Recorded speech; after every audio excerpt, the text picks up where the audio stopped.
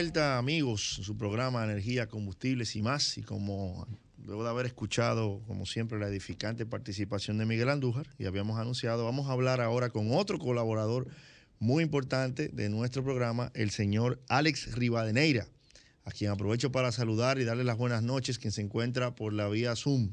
Buenas noches, Alex. Hola Ignacio, José, ¿cómo están? Buenas Hola, noches. Alex.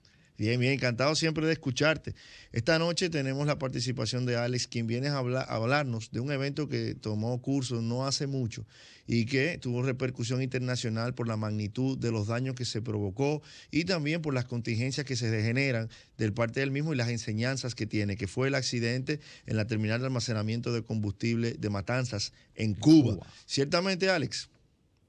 Es así, Ignacio. Lo que pasa es que, tomando las palabras de Miguel, en el sector del petróleo, en el sector del gas, del combustible, las inversiones que se hacen en algunas de las ramas de este sector del oil and gas son inversiones muy altas y al mismo tiempo se obtienen ganancias muy elevadas, pero los riesgos también son mayores. Entonces, cuando hablamos de riesgos, estamos hablando en algunos casos de accidentes como el ocurrido el pasado 5 de agosto en la terminal, en el depósito de combustibles de Matanza en Cuba, donde aparentemente y de las primeras investigaciones, un rayo impactó en uno de los 8 tanques del parque industrial y eso generó un fuego que provocó fuertes explosiones con llamaradas que se observaron inclusive hasta varias decenas de metros y también una columna de humo tóxico negro que alcanzó inclusive a La Habana, que está ubicada a 104 kilómetros de donde está ubicado el depósito de combustibles. Este evento fue considerado el mayor desastre industrial en la historia de Cuba y lamentablemente ahí fallecieron 16 personas, de los cuales, y digo lamentablemente porque en un inicio no se pudieron identificar o no se identificaban dónde estaban ubicados. Luego, después de que se pudo apagar el incendio, se pudieron identificar 754 fragmentos de restos óseos ubicados en 14 agrupaciones distintas, lo que finalmente dio a entender de que correspondía a las 14 personas que estaban desaparecidas, más 2 personas que fueron identificadas a inicios del evento, dieron como resultado que se tenga 16 personas fallecidas. Entonces, este es un evento que deja un saldo lamentable, un evento, como le llamamos nosotros en seguridad, catastrófico, y que bueno, nos tiene que seguir llamando a la conciencia, a la reflexión sobre las medidas de seguridad que tenemos en nuestros centros de almacenamiento, en nuestros depósitos de combustibles para evitar que catástrofes como estas vuelvan a ocurrir. Alex, tú sabes que recientemente en nuestro país, hace menos de 4 años, 3 años, sucedió un evento también de la naturaleza, un rayo, igual que el que pasó, el que comentas que pasó en Matanzas, Cuba, que impactó una central generadora de generación, provocando la necesaria salida de esa central de generación, una afectación muy grave, y que en su momento generó pues una contingencia muy alta respecto de la disponibilidad en el sistema de generación energética dominicana. Y en aquel momento, obviando pues las consecuencias que hubo respecto de ese evento, que gracias a Dios fue menos fatídico en términos de vidas humanas y de lesiones humanas que el que sucedió en Cuba, uno, que desde la óptica secular, desde la óptica del no conocedor de esos sistemas y de cómo funciona su seguridad, se pregunta cómo una facilidad, una instalación que tiene tanta contingencia respecto de su funcionamiento, está tan expuesta a un evento de la naturaleza que, si bien es fortuito, digamos que, bueno, los rayos son elementos que se suceden con cualquier tormenta. Sí. Entonces, tú te preguntas si eso es con un evento de la naturaleza, un rayo, pues que esta facilidad se expone de manera tan vulnerable, que será con otro tipo de fallas propias de la operación de estos sistemas, ¿no? Es así, mira que esto es más común de lo que la gente piensa. De hecho, yo recuerdo que se hizo hace algunos años un estudio a nivel de la Organización Internacional de Productores de Petróleo y de Gas, y ahí se decía que de los 480 incidentes de incendios en tanques reportados, cerca de la tercera parte fue atribuida a los rayos. Y un segundo estudio que se hizo por 16 compañías petroleras se encontró que 52 de 55 incendios en tanques con techo rígido fueron causados por un rayo, y concluyeron obviamente que esta es una de las causas más comunes de este tipo de incendios. Entonces, no es una situación aislada. De hecho, existen muchísimas normas de diseño cuando se está construyendo una planta que toman ciertos parámetros para poder diseñar sistemas de protección contra este tipo de eventos, de descargas atmosféricas básicamente. Recuerdo que en el año 2020 una planta petroquímica en España, y vamos a hablar en este caso de Repsol, que es una de las 20 empresas más grandes del mundo en temas de petróleo, quizá las 10 o las 15 empresas más grandes, tuvo un evento muy similar. La ventaja es que en este caso, en la petroquímica de Puerto Llano, en España, actuaron muy bien los sistemas de respuesta ante una emergencia. Y esto es fundamental también cuando se está diseñando una planta de energía, una refinería, una instalación de almacenamiento de estas magnitudes. Pero entonces, Alex, sí. ¿cada qué tiempo se revisan el sistema de seguridad de una instalación de esta? Porque así, buscando brevemente aquí en internet, veo también que en este mismo año en Estados Unidos hubo una refinería que se incendió, de Exxon, en Montana, por ahí creo que fue. Y así estoy viendo otros casos más, otra en Indonesia, no sé. Eso se da como de manera... O sea, cuando uno comienza a escudriñar información, uno ve que ha sido un poco frecuente, pero cada qué tiempo se debe, o cada qué tiempo, según la normativa que existe, me imagino una normativa a nivel global, sí, es que se deben de revisar todos los sistemas de seguridad, darle mantenimiento, no sé. ¿Qué es lo principal que hay que tener en cuenta? Porque para evitar que eso siga sucediendo o minimizar, mitigar ese tipo de impactos, porque uno a veces tiene que verse también, uno tiene que poner su barba en remojo, como dicen. O sea, no hemos tenido aquí ahora mismo una catástrofe en estos momentos así grande, pero esas son cosas que te mandan señales. Bueno, tuvimos una central generadora, como te digo. Sí, pero ahí ya hay otras cosas. De por medio. Bueno. Sí, fíjate que no es tan sencillo el asunto. De hecho, hay normas como por ejemplo el NFPA 780, que está precisamente elaborada para la instalación de estos sistemas de protección. API 2003 también que está alineada a esto, o API 545, pero todas estas lo que buscan es en un inicio a realizar el análisis de riesgos en función de la ubicación donde está, porque probablemente aquí en la zona del Caribe es un poco más propensa. Y te voy a poner un ejemplo. Cuando estábamos en una planta en la selva, hicimos un estudio y concluimos que los árboles eran una defensa natural que teníamos en la planta, porque estos eran más altos, tenían una altura más alta y actuaban como unos pararrayos. Entonces, fíjate que en ese caso teníamos esa defensa natural, pero luego de determinar dónde está ubicada, la cantidad o el histórico de descargas atmosféricas que hay, el tipo de tanque, el contenido, se va diseñando el sistema de pararrayos que se tienen que ubicar, y ya una vez que están en funcionamiento se tienen que hacer pruebas periódicas, que si no estoy equivocado, lo que dice NFPA 70, tiene que hacerse de manera trimestral, medir los potenciales para verificar que las descargas están funcionando como tienen que funcionar.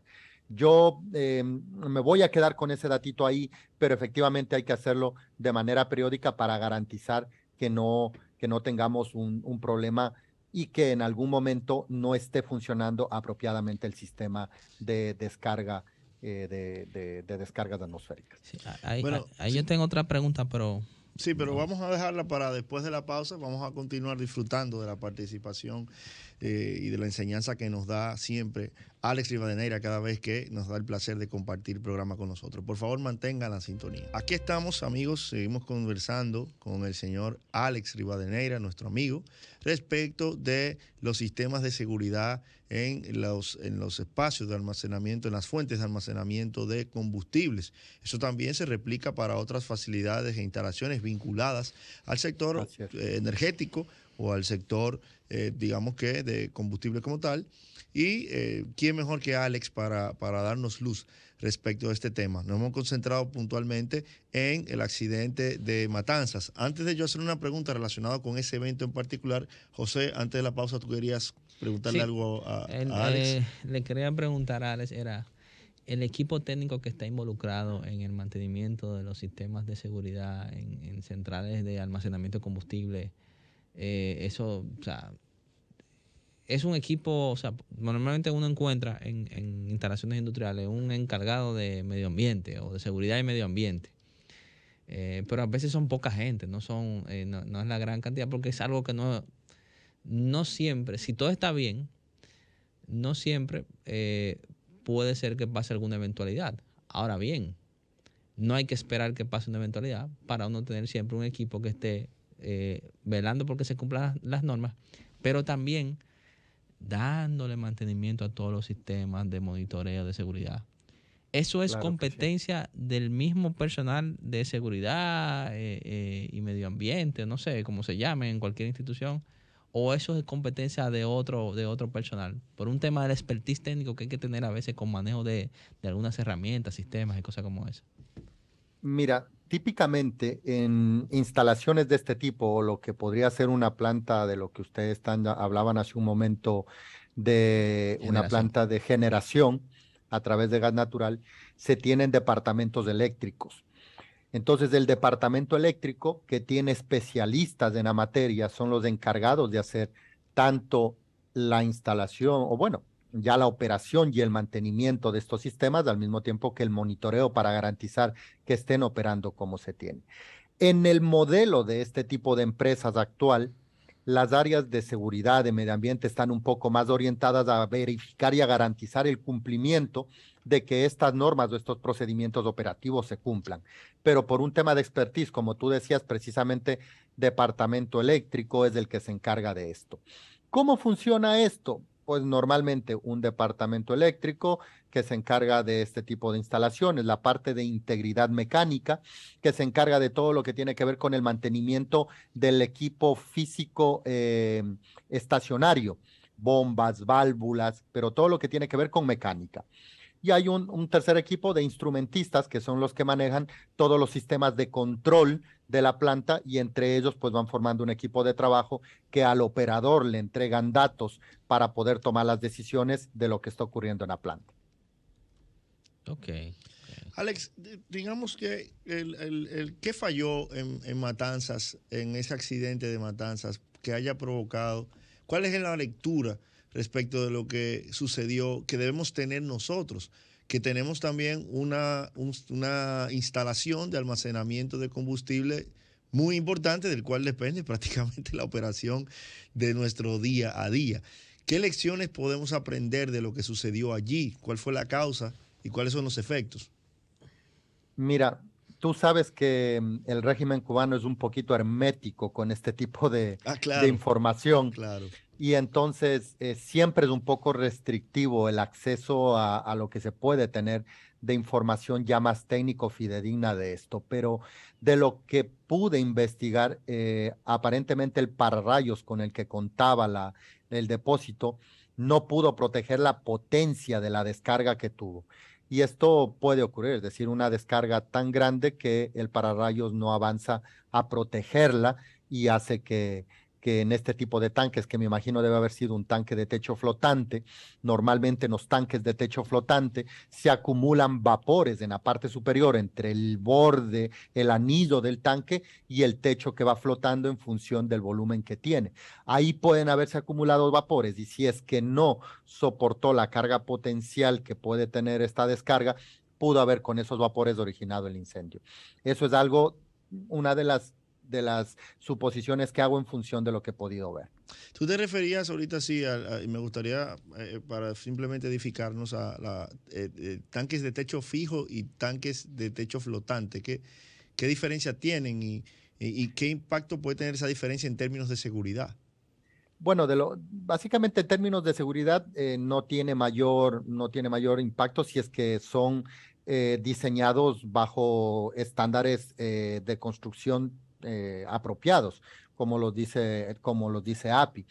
Lo que ocurre es que, de hecho, imagínate que estábamos revisando el informe que te mencionaba hace un momento y analizando esos incendios que ocurrieron en la industria del petróleo, tanques de techo fijo fueron los más propensos a tener este tipo de eventos.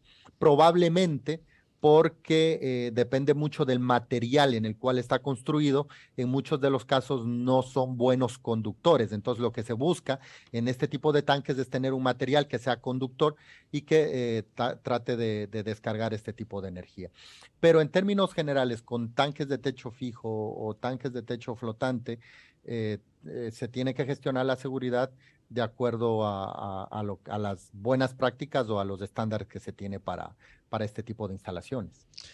Las estructuras de almacenamiento de combustible de la República Dominicana a mayor escala cuentan con este tipo de equipos de seguridad, de protección, que podrían hacer frente a una eventualidad como la que ha acontecido en Cuba.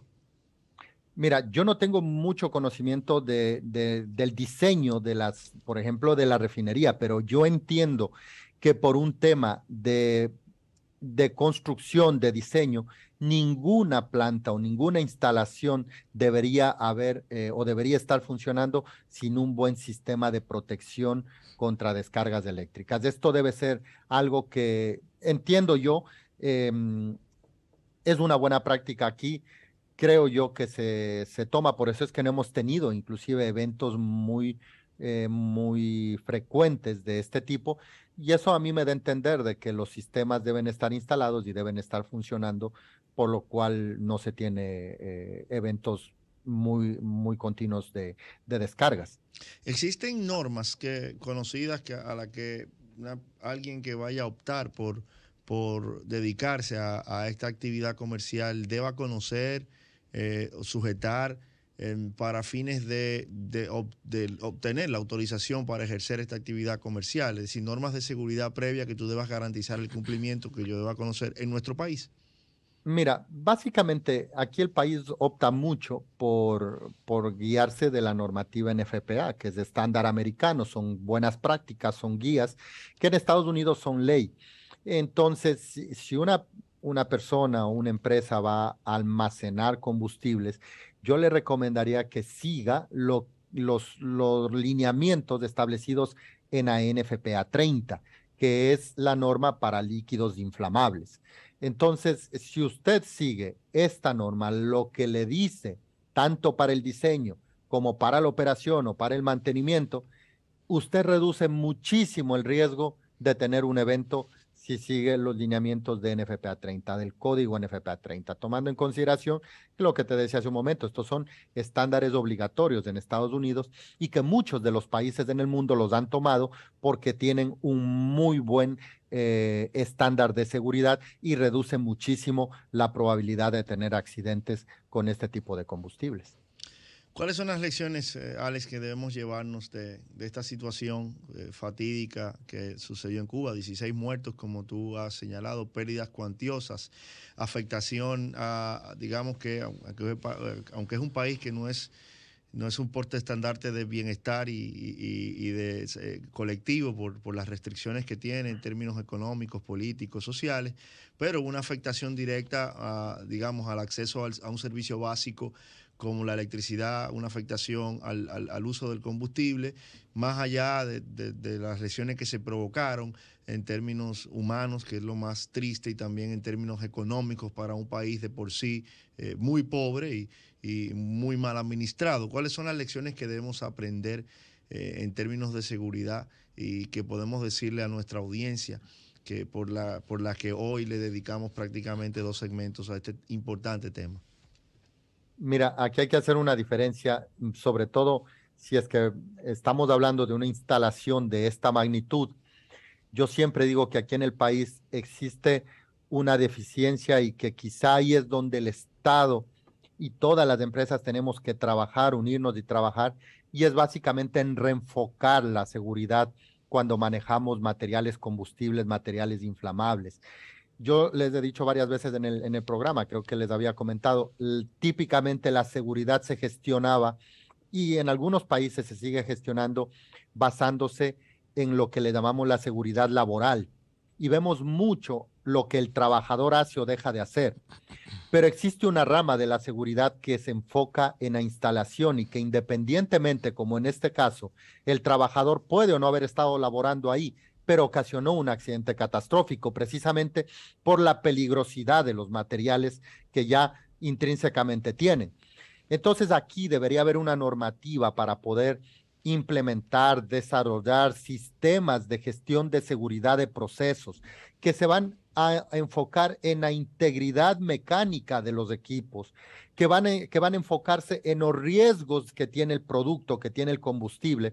Y esto estamos hablando ya de un nivel de seguridad muchísimo más avanzado para instalaciones como las que manejamos aquí de gas natural, una refinería, una instalación de generación a base de gas natural. Debería tener un sistema de gestión de seguridad de procesos, donde haya un combustible, un líquido a presión que tenga la capacidad de salir, deberíamos manejarlo de esa manera. Entonces, eso es algo que deberíamos tratar de enfocar y vuelvo y repito, esto en industria del petróleo hemos empezado a trabajarlo desde hace más de una década y está dando resultados, pero hay que extenderlo.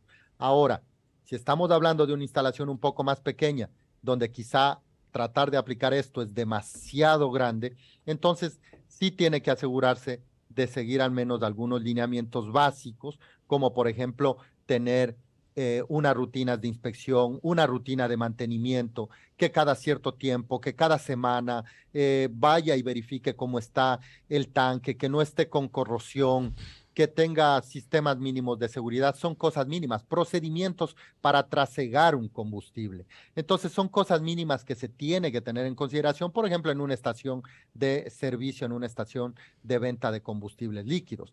Son cosas básicas que se tienen que manejar. Entonces, algo me querían decir ustedes. Sí, no, bueno, tú mencionaste un término que me llamó la atención antes de concluir, seguridad de procesos. ¿Qué te refieres tú con eso? Mira, la seguridad de procesos es una rama de la seguridad industrial que surgió a raíz de algunos eventos de la industria aeroespacial y que la fuimos tomando para evitar accidentes catastróficos como el que ha ocurrido en Cuba y que se enfoca básicamente en evitar que existan fugas de escapes o derrames, que existan incendios de gran magnitud o formación de nubes tóxicas que pudiesen afectar no solo a la instalación, sino al entorno.